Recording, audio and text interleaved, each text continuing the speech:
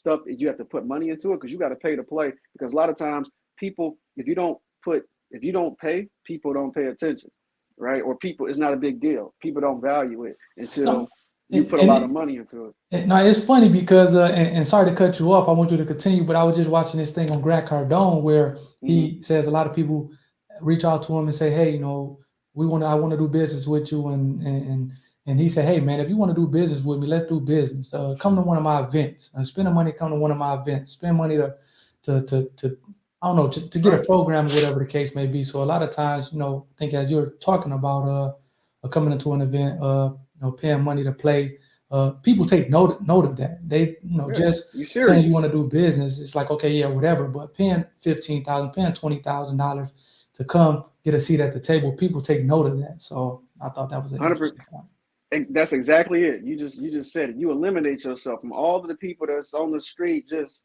coming up to you, oh blah blah blah. You got to do something to differentiate yourself. And if you put up some money, okay, you're a differentiator. That's a differentiator right there, right?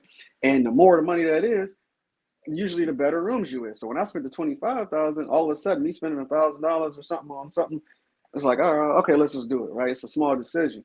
And it didn't just happen like overnight, but then exactly what you were saying. Once you spend that 25, it's like, okay, like look, everybody else in this mastermind in this group spent the same $25,000. Right. So that means number one, they've already filtered themselves out of having some level of success.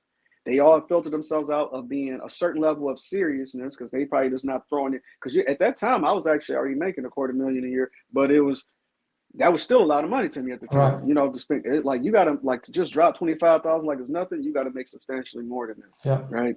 So, but the point is, people are in the group, and I'm learning from it. So you actually eliminate yourself to the point like, oh, these are the people that's really doing it, or at least the people who are really serious about doing it. And that's what I was able to do.